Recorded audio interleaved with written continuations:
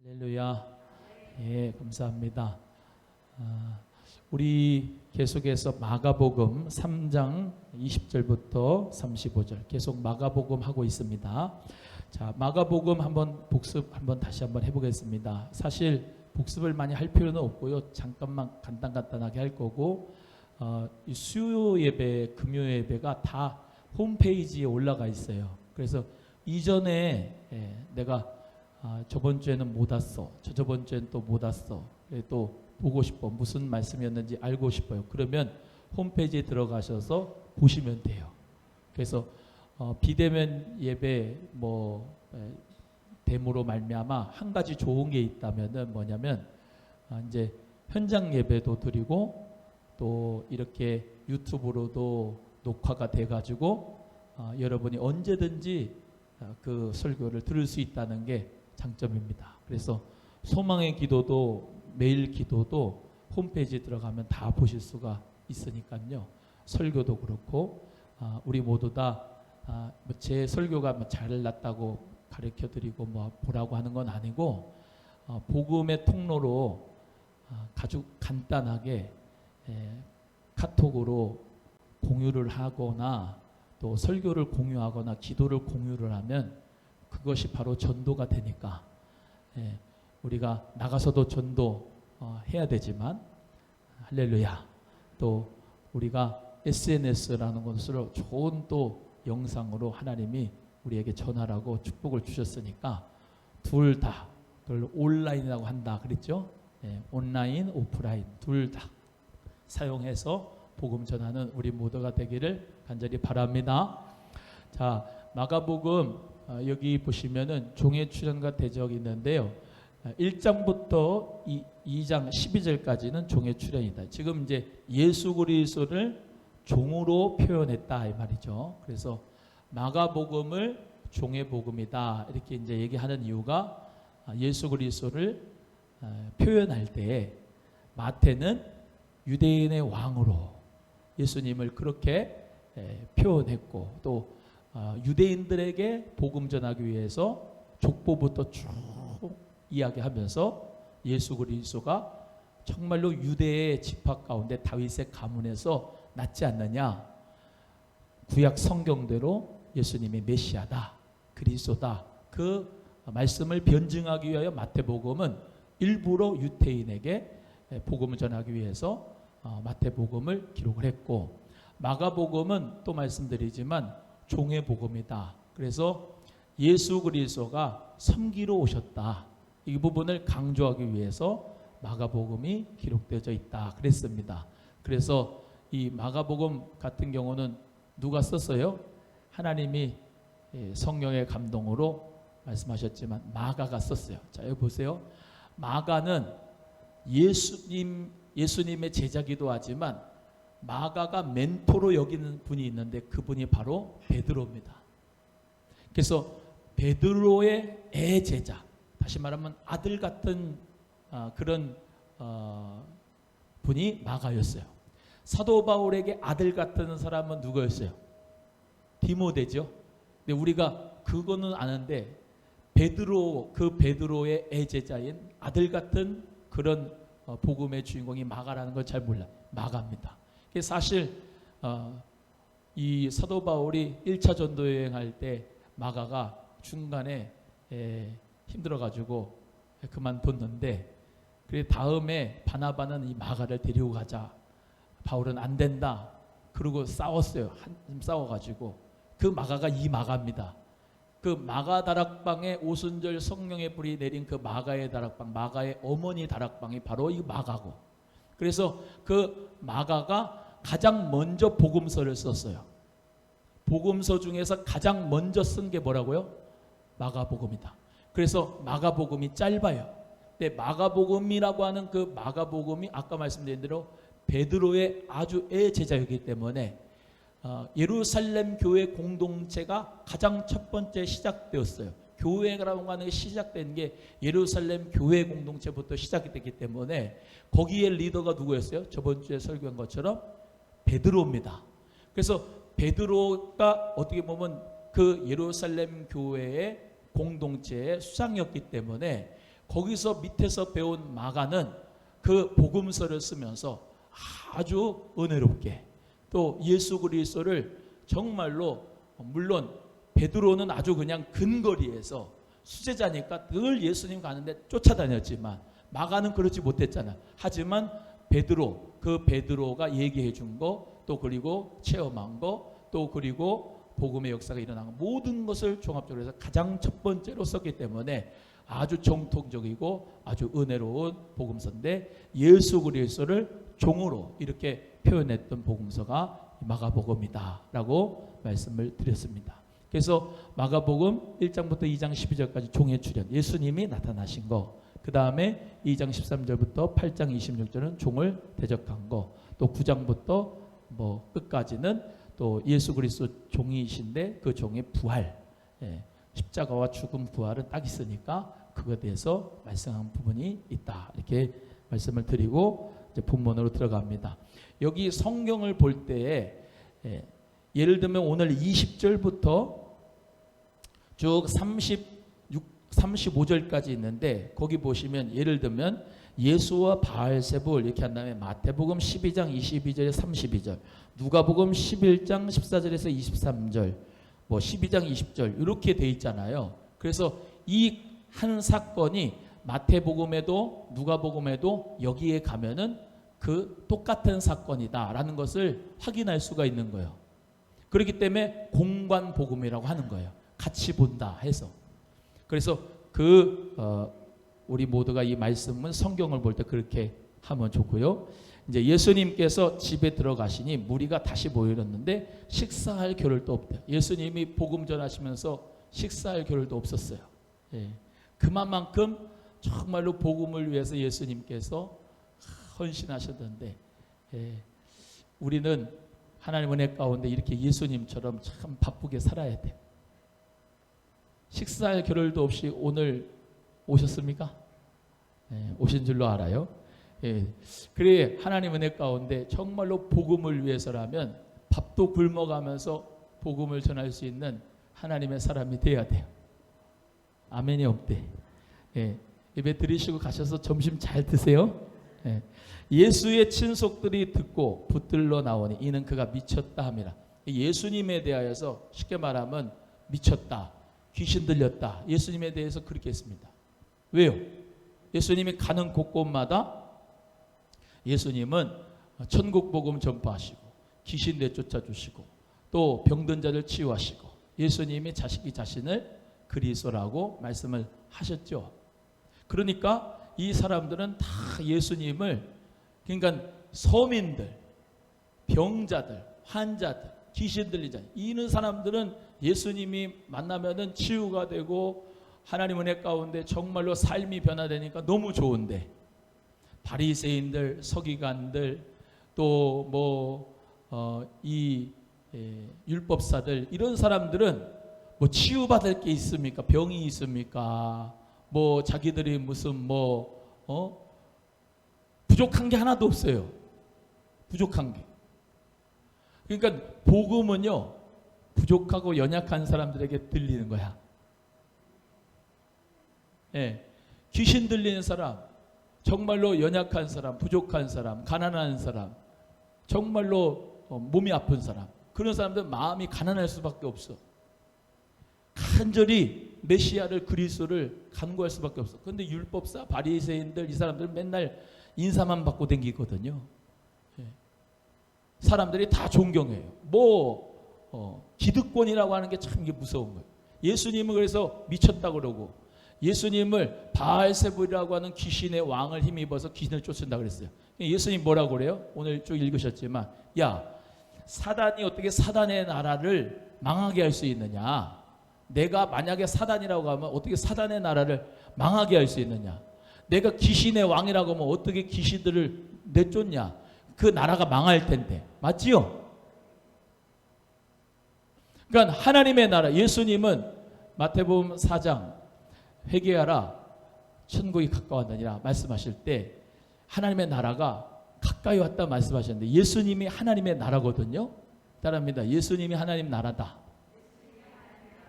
예수님이 하나님의 나라니까 그 하나님의 나라가 오니까 어떻게 돼요? 귀신의 나라는, 즉 사단의 나라는 힘을 못 쓰는 거예요. 그냥 밀려가는 거예요. 아주 뭐 간단하죠. 하나님의 나라가 오니까, 빛이 오니까 어둠은 그냥 물러가는 거야. 어둠아 떠나가라, 어둠아 물러가라, 그리 할 필요가 없어. 그냥 빛이 오면 어둠은 떠나가요. 하나님의 나라가 오면 귀신의 나라는 벌벌 떨고 떠나가게 됐어요. 귀신들이 다 우리 예수님의, 당신은 하나님의 아들입니다 그러고 벌벌 떨었잖아요. 예수님이 하나님의 나라니까, 그 하나님의 나라가 오니까 귀신 들린 사람들, 그러니까 귀신이 들린 거죠. 자, 사람이 있습니다. 이게 사람이 있어요. 사람이 있는데 요즘 뭐 여름이라고 무슨 괴담 뭐 이런 거 많이 하는데, 사람이 이렇게 있으면은 성경의 가치관은요, 귀신이 이를 사로잡아 버리는 거예요. 그래서 귀신이 들린다 그러잖아요. 귀신이 들린다. 원래 이 사람 인격이 있습니다. 이 사람 인격이 있는데 똑같아요. 우리는 그릇인데요, 성령으로 충만 안 받으면 성령의 사람으로 우리가 쓰임 받아요. 근데 귀신이 들려버리면 귀신이 들려가지고 그 사람을 완전히 지배해서 물에도 던지고 불에도 던져요. 이해가 되세요? 그 사람이 아니고 그 인격에 귀신의 인격이 들어가 버린 거예요. 그러니까 귀신의 역사로 완전히 꼼짝달싹 못하게 하는 거예요. 그냥 오늘 본문 말씀 뭐라 그러죠? 먼저 스스로 분쟁하면 나라가 설 수 없고, 만일 집이 스스로 분쟁하면 집이 설 수 없고, 사단이 자기를 거스려 분쟁하면 설 수 없고, 이제 망하는데 어떻게 된다? 사람이 먼저 강한 자를 결박지 않고 그 강한 자의 집에다가 세간을 훔칠 수 없듯이, 쉽게 말하면 도둑이 들어왔습니다. 집에 불법적으로 도둑이 들어왔어요. 귀신이 들어왔어요. 그러면은 힘이 약한 사람은 꼼짝없이 그 힘이 센 도둑 앞에 어떻게 돼요? 벌벌 떨고 그냥 가만히 있잖아요. 이해가 되시면 아멘. 근데 강하다 하면은, 그 사람이 강하다 하면 도둑 일로 와 이 자식아 그러면서 완전히 패 죽여버리겠죠. 그리고 어딜 여길 들어와 그리고 내쪽 퍼쳐버리겠죠. 그러니까 강한 자가 와서 그를 늑탈하지 못하도록 확 잡아버려야 된다 이 말이죠. 예수 그리스도께서 강하니까 귀신이 들린 사람들에게 모든 그 예수님의 권세와 능력으로 그를 딱 붙잡아 가지고 더 이상 그 인격을, 그 사람을 정말로 죽이지 못하고 멸망시키지 못하도록 먼저 누구를? 귀신을 잡아버리고. 이해되시면 아멘. 그 어둠의 권세와 세력을 잡아버리고 그 세간을 늑탈하지 못하게 한다라고 하는 것이래. 내가 귀신의 왕을 힘입어서 내가 귀신의 나라를 망하게 하는 게 아니고, 강한 자, 내가 강한 자기 때문에 이 귀신을 붙잡아가지고 내쫓아버리고 여기에 있는 사람들에게 죽이고 멸망시키고 빼앗지 못하도록 내가 보호하는 것이다, 이렇게 말씀하고 있는 거예요. 할렐루야. 그저께도 누가 술 취한 분이 오셔가지고 이제 우리 인조잔디 앞에 주차장에서 이렇게 술을 드시고 계셔. 한참 봤어요.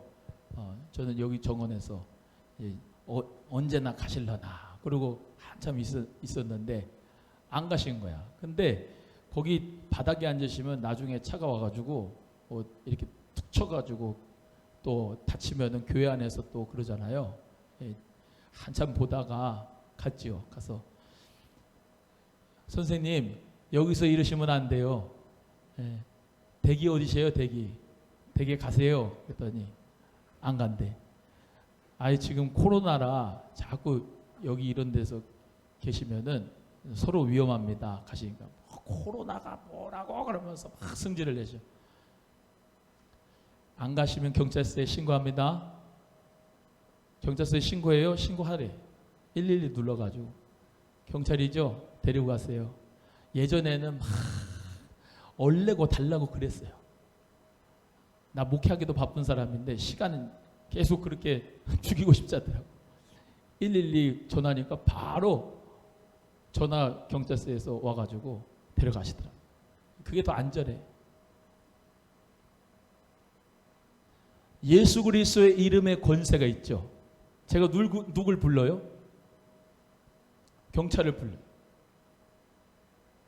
저기요, 데려가세요. 내 말은 안 들어. 나는 법적인 권위가 없는 사람이야. 법적인 권위는 누가 돼 있어요? 경찰한테 있어요. 그 법적 권위가 부여진 분한테 얘기하면은 데려가면 아무 말도 안 하고 가는 거야. 예수 그리스도의 이름의 권세에 귀신의 나라는 무너지게 돼 있어요.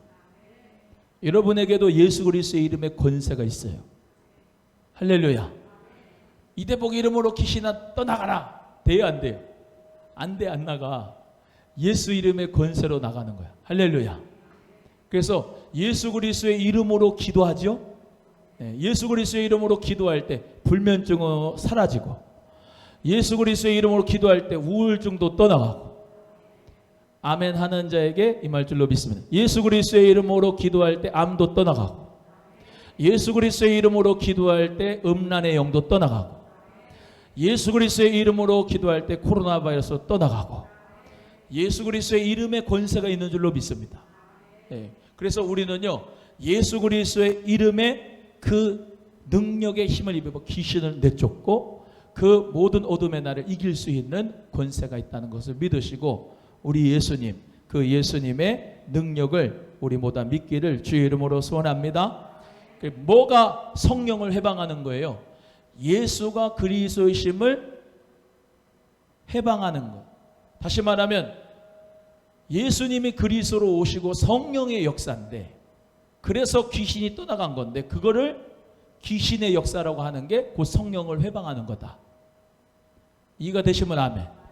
자, 그러면 교회에서도 마찬가지예요. 우리의 삶에서도 마찬가지고, 성령의 역사가 일어나고 예수 그리스도의 이름의 역사로 치유의 역사가 일어나고 귀신도 떠나고 하는 거를 갖다가 이단이네 사이비네 잘못됐네 라고 하면 그건 성령 해방죄입니다. 아멘이에요? 그러니까 예수 그리스도의 이름으로 귀신이 떠나고 병든 자가 고침받고 또 하나님의 나라가 선포되는 이 역사를 와, 성령의 역사구나 라고 인정하는 자가 돼야 됩니다. 우리 모두가 다 그런 교회가 되고 그런 믿음의 사람 되기를 축복합니다. 자, 넘어갑니다. 예수님의 모친과 형제자매가 누구냐? 자, 예수님이 물이 둘러 앉아서 이렇게 같이 있는데, 실제적으로 예수님의 동생들, 예수님의 모친이면 누구예요? 마리아. 예수님을 찾으러 왔어요. 당신의 모친과 동생들과 누이들이 밖에서 찾습니다. 그런데 예수님이 뭐라고 하시냐? 누가 내 모친이며 동생들이냐? 그러신 거야. 아니, 이게 말이 돼요? 어떻게 보면 불이 막심한 거 아니야? 어머니가 바깥에서 예수님을 찾는 거예요. 형제들이 찾아요. 누이들이 찾아. 그런데 예수님, 누가 내 모친이고 누가 내 형제들이냐? 둘러 앉은 자들을 예수님이 쫙 바라보면서 하나님의 뜻대로 하는 자가 내 형제요, 자매요, 모친이다. 이렇게 말씀하시고. 그래서 우리가 이제 다시 성경으로 돌아오면 예수님께서 형제라고 하는 사람, 예수님이 모친이라고 하는 사람, 그러니까 예수님의 가족이 되겠죠. 예수님의 가족. 예수님의 가족은 누가 예수님의 가족이 된다? 누구든지 하나님의 뜻대로 사는 자가 예수님의 가족이다. 그래서 이것은 예수님께서 우리에게 귀한 은혜의 말씀을 주세요. 우리는요, 영적인 가족입니다. 따라합니다. 우리는 영적 가족이다. 여러분, 육신적인 가족은 뭘로 이루어진 공동체예요? 혈연으로 이루어진 공동체죠. 피, 그죠? 피잖아요. 그럼 우리는 어떤 혈연 공동체냐? 예수 피로 하나 된 혈연 공동체, 영적인 가족 공동체인 줄로 믿습니다. 그래서 이 세상에서 가장 거룩하고 존귀하신 보배로운 피가 예수 피인데, 예수 그리스도의 피를 마시면서 우리가 어떻게 하죠? 성찬에 참여하잖아요. 그죠? 성찬에 참여해서 포도주를 마시잖아. 이 포도주를 마시면서 새 언약을 기념하는데, 예수님이 나를 위해서 십자가에 못 박혀 돌아가신 것을 믿으며 기념하면서, 예수님 죽으심을 기념하면서 우리가 이 포도의 잔을 마시지만, 동시에 하나 더 의미는 뭐냐면은 우리 모두가 다 한 피바다 한 몸이른 하나의 교회다, 한 가족이다, 한 형제다, 그런 의미로서의 공동체성을 가지고 우리가 포도주를 같이 마시는 거예요.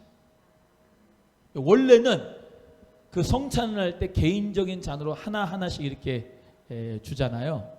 근데 원래는 예수님께서 성만찬 할 때, 원래는 이런 코로나 시대 때는 완전 그렇게 하면 안 되는데, 큰 잔을 가지고 이렇게 돌려 마시는 거야.